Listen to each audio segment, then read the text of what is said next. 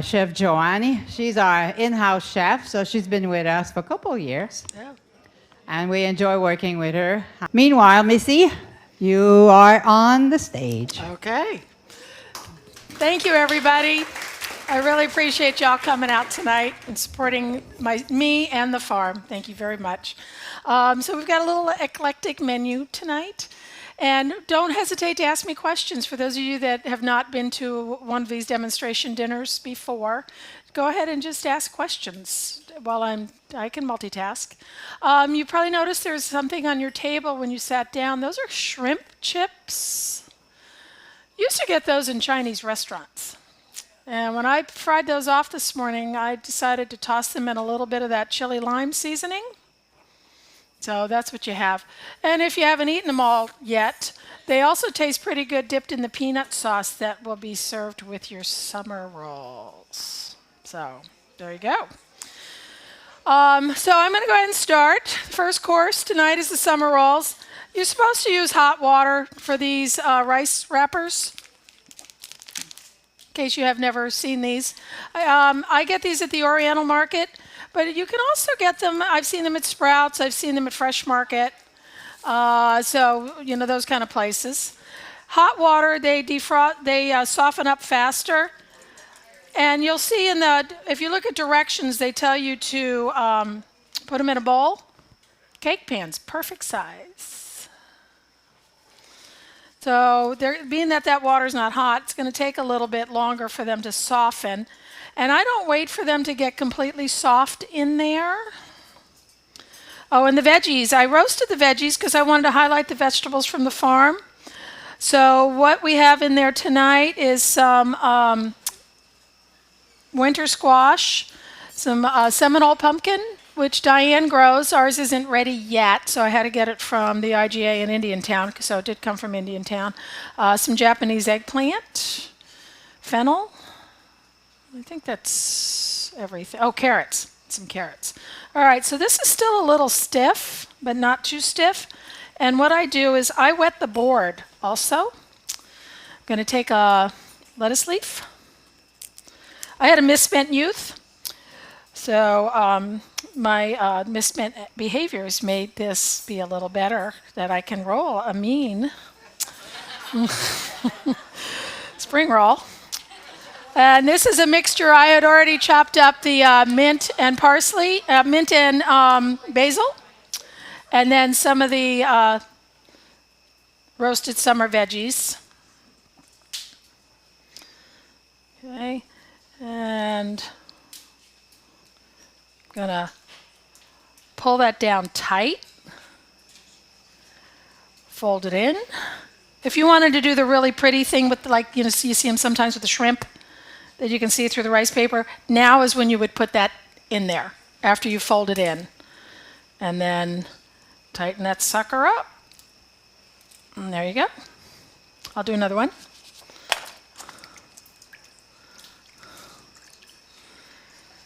And you see how fast that worked with cold water. Okay. So, and again, I don't wait for it to get where it's going to stick to itself in there.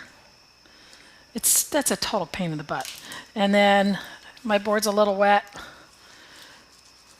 And I'll go ahead and take another baby butter lettuce leaf. And a couple of little cucumber slices. I know your recipe says red pepper. I felt we had enough stuff. So there's no red bell pepper. And then the roasted veggies. And usually you'll see this with the rice vermicelli, those rice noodles. I just kind of wasn't in the mood, so that's why I did what I did here. And also you'll usually see it with just raw vegetables. And again, I wanted to highlight some of the veggies from the farm. So we got there, folding those in. It's basically just like making a burrito. The thing is to get that first roll tucked in for it to be a little tighter. And mine are, you'll see when you get yours tonight, they're not perfect. And then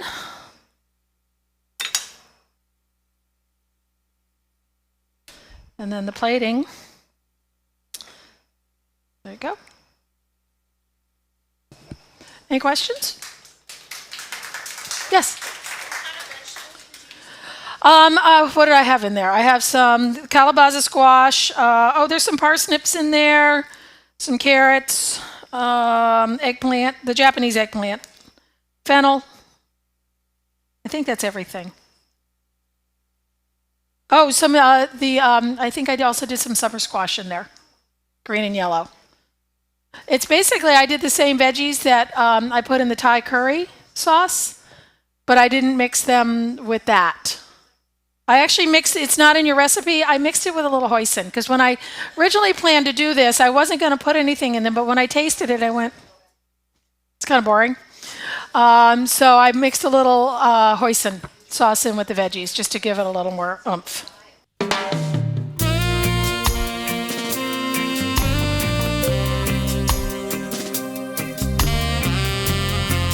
Kai's Music Garden.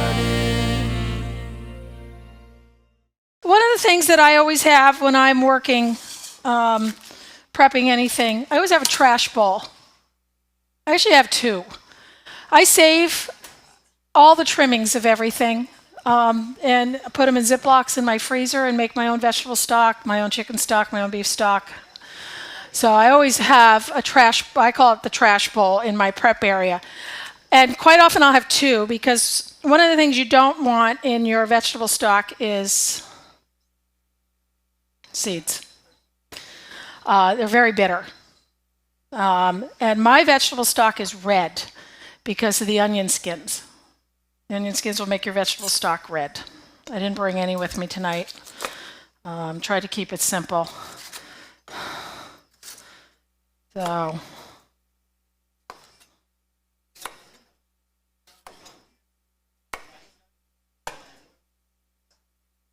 that's how you cut a pepper, by the way, a bell pepper. See how fast I went through that sucker? No ribs, no seeds. So I cut the top and the bottom off, and then I just go through the sides.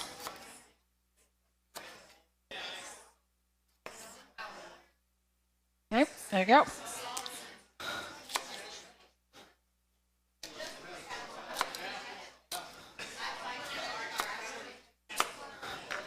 And I'm gonna go ahead and start throwing some stuff in here. So it's gonna have the bell pepper.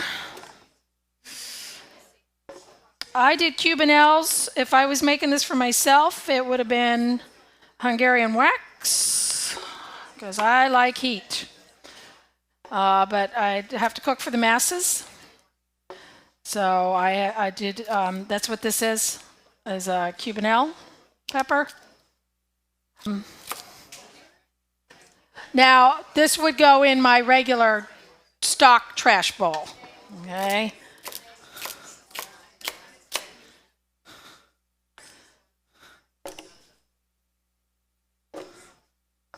I know I'm going to need that.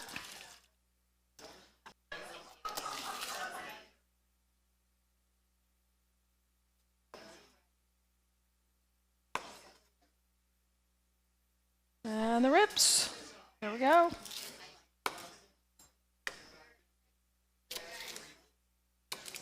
I have a Vitamix. This is Diane's Vitamix, but I have a Vitamix in my house that I use all the time.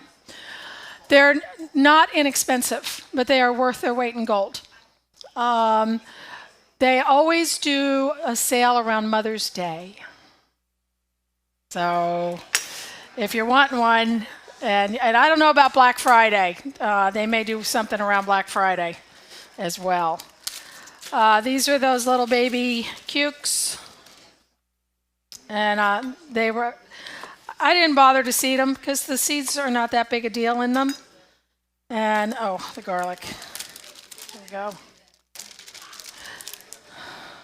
I'm going to start this. Let's see.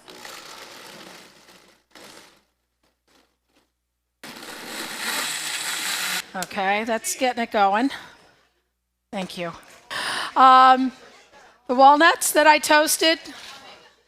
Every nut that walks in my front door gets toasted in the oven. I don't put them, I take them out of the bag, toast them in the oven, then they get put away. Bread. Nothing ever gets thrown out. I always save the ends. If I have to cut the crusts off, all of that stuff gets saved and goes in my freezer. I have not bought breadcrumbs in probably a dozen years. I have 325 convect. I put it on my half sheet pan with parchment, and they're done when you can smell them. So the question was, what do I roast them at? And they're done when you can smell them. Cucumbers here. Let's see how we do here.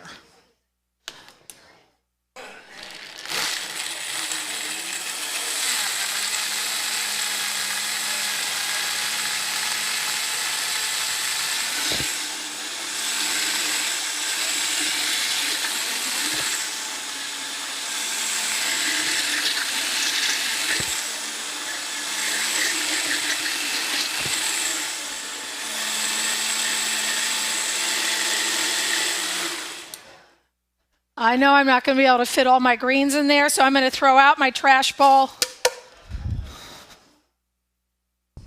And then I can put some of this in here.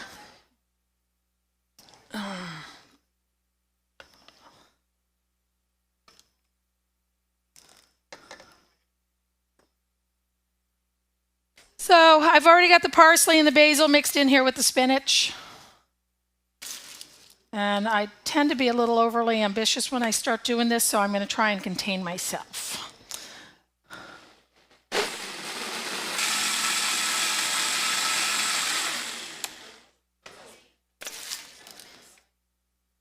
Yes, that's a lot of spinach. And then for this dish, might be able to get all in there. I make my own croutons, and those I bought the Cuban bread because I don't like the rustic breads. I find those croutons to be too hard, too crunchy. The Cuban bread's a little lighter, and I cut it up and I toss it with olive oil, salt, and pepper, and I toast those in the oven. You know, those will keep for a couple of weeks.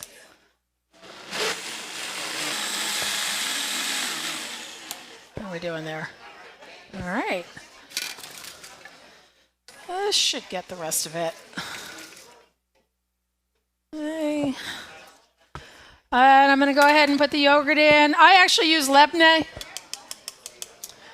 is what I use, is my preference. I think I'm going to need a little more liquid to help this along.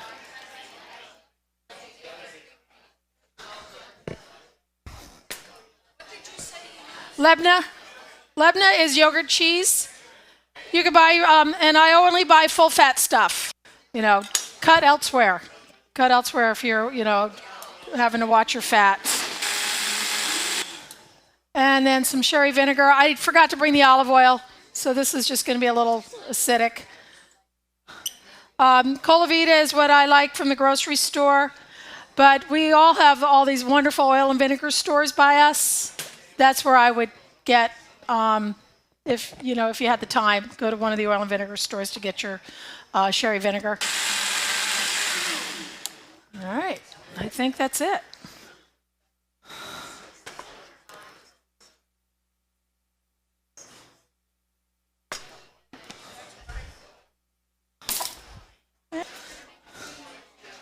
Isn't that just a beautiful color? And again, it's so light and fresh. It's just super delicious. And then for service tonight, what you'll have is it's a little walnut oil and some croutons. I would say this would easily be 8 to 10, especially this is kind of not a real big bowl.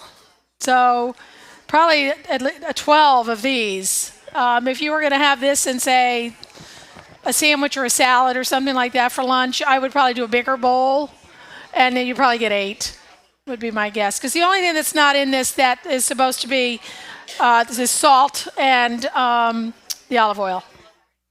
The question was, how long will it keep? I would think it would keep for a few days, but I don't know if I'd want to, because think of wet spinach. Doesn't sound very good to me. I made this yesterday. What you're going to eat tonight, I made it yesterday. You can change up your herbs in there. It doesn't have to be basil and parsley. I would, possibly do some chives. Also, when I make this, normally I use the celtuce from the farm, but it's too early. We don't have any yet, so I had to use the celery. But her Diane celtuce is just phenomenal. We're really gifted to have Diane as our grower here in Martin County.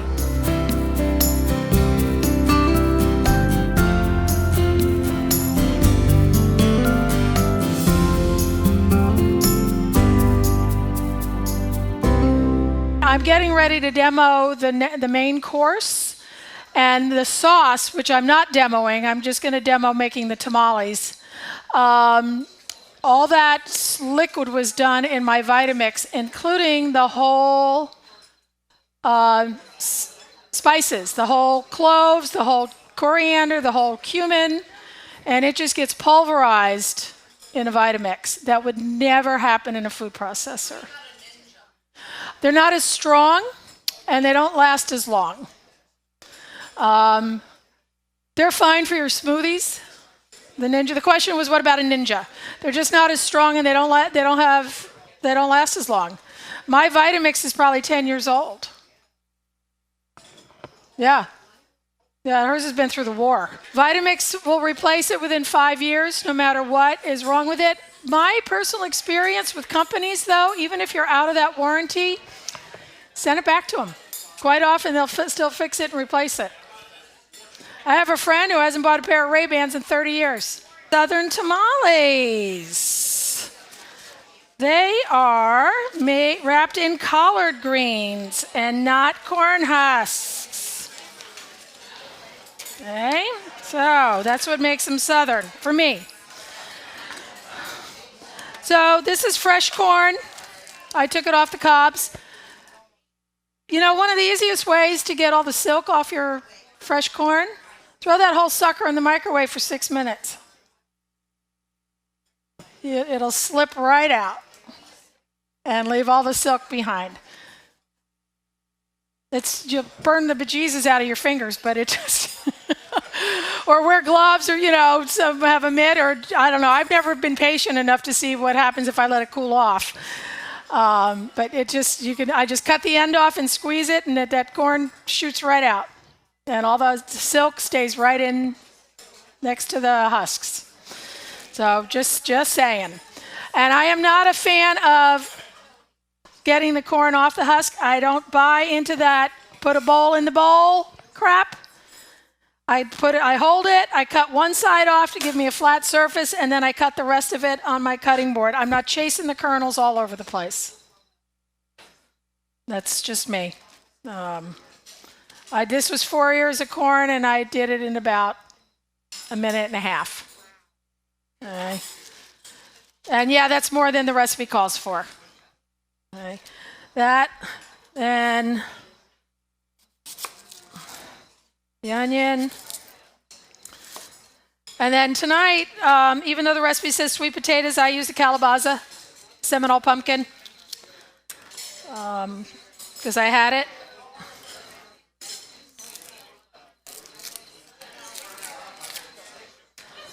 And even this is trash that I would save into my veggie. I have 3 bags in my freezer, one with chicken trimmings, one with beef trimmings, and one with veggie trimmings.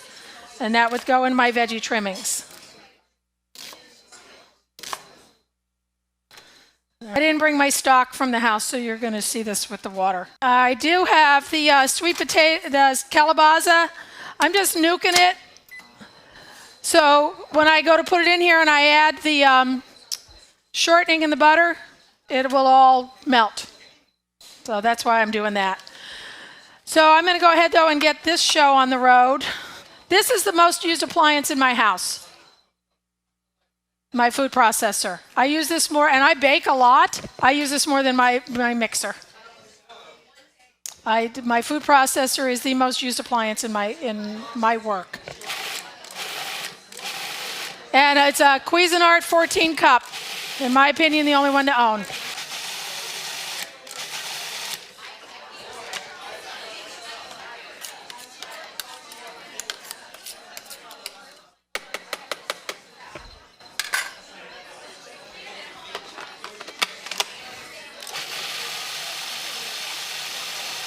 And those corn husks I keep.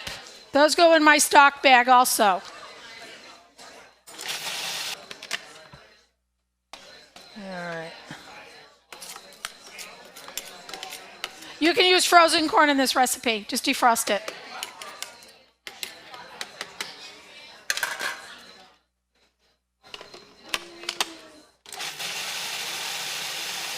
All righty.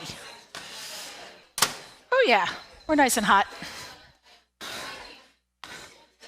Also in here I have the paprika, Spanish paprika.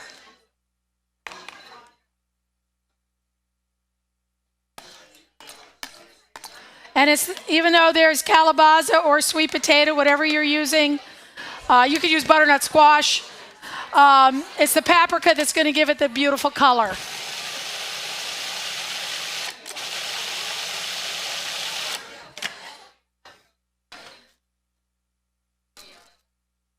And the butter and the shortening.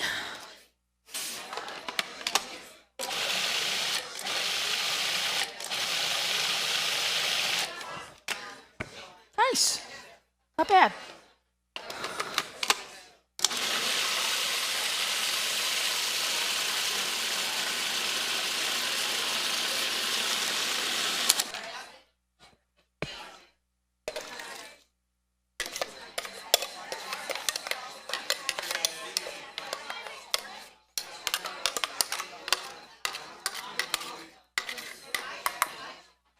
All right, so that's pretty loose, as you can see, and you want it kind of loose.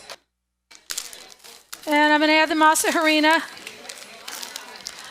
This or the bag of stuff that's, I don't remember who makes it, the bag of stuff that's at Publix. Any of those are fine.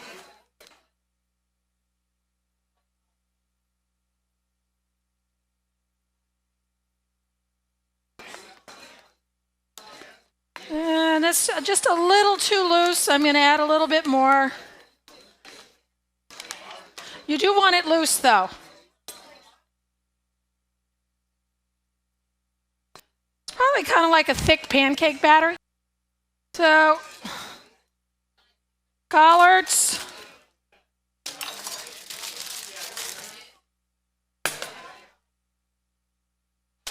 And I'm going to just take this really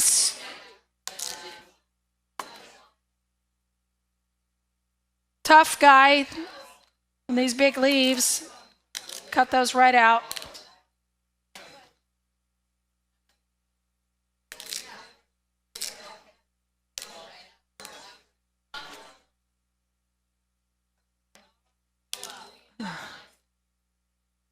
I try to shop local as much as possible. I go through withdrawals in May when Diane closes up shop. I don't know what I'm going to do in Summit County. So I am the master of the microwave. I need to make these pliable. 40 seconds. And you want to look for the big collard leaves to be able to fold these up. Whew. Okay, so I've got cut foil. Gonna lay that sucker right there. And then I flatten them out a little bit. If you wanted to put a filling in it, you could do that now, and then you could put more on top to do that whole thing. And then same deal, fold the bottom up, fold the sides in, fold it over.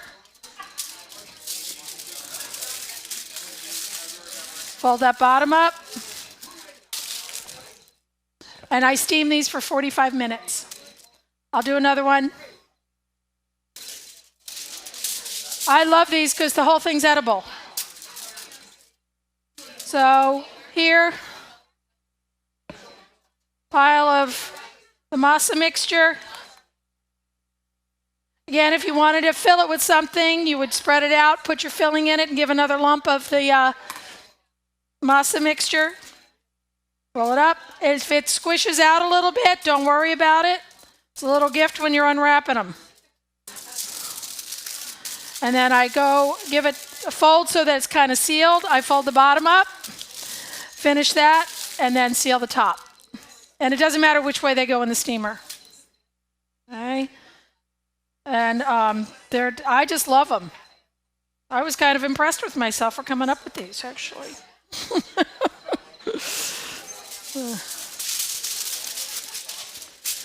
So, roll it up, roll it in, and see how soft that is? So easy to roll. I'm going to do the same thing with cabbage for corned beef, your stuffed cabbage. Microwave. I love the microwave. Diane teases me all the time. So yeah, so these guys would, I'd make them all. I made 60, no, how many, 20, 60, I made almost 80 of them for a class. And I did them in 2 batches. And I piled them up in my pot with a steamer basket in the bottom. And you can load them up. It doesn't have to be just one layer. And 45 minutes. They're a little soft. When you go to take them out, you're going to go, ooh, these aren't done. They are. I put them on a cookie sheet, put them in the fridge, let them chill down, and they firmed right up. So even though they're a little soft, you're going to just have to deal with it with your fingers, because if you try and do them with tongs, you're going to squish them when they're first cooked. After they're so just deal with it. Take them out, put them someplace to cool. I put them on a cookie sheet because I could put them in the fridge to get them to chill down quick. And then after they chilled down is when I took them out of the foil. And then for service tonight, what I did is I put them in half steam pans with just a little bit of water in the bottom. And I'm actually going to plate one for you now. Okay. There you go. So, and I have, once you get served, I'm putting one on your plates for service, but I have more. The black soy chicken. There's some onions in there. When I was searing everything off and I was done, I went ahead and I chopped up an onion and just cooked it in the sauce that I had going there with the soy sauce and the molasses.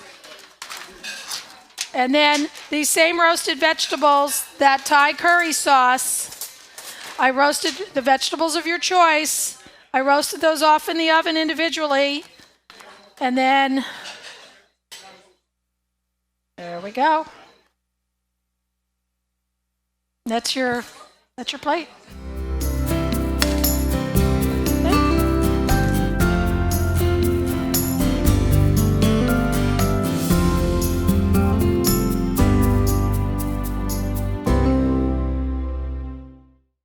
I'm going to show you how to make Gingersnap ice cream. This is my kitchen hack for all flavors of ice cream.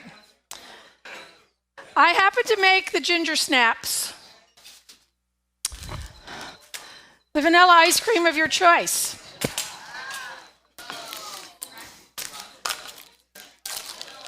I usually do this in my mixer, but I didn't feel like schlepping it out here. So,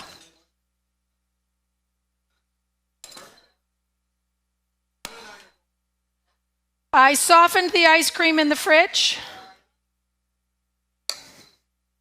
My Thanksgiving table has cinnamon ice cream for my apple pie and my pumpkin pie.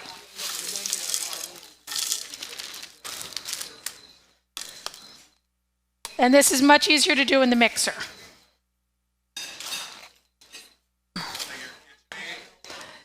Yes, I have a 6-quart is mine. It's a bowl lift, but it's big.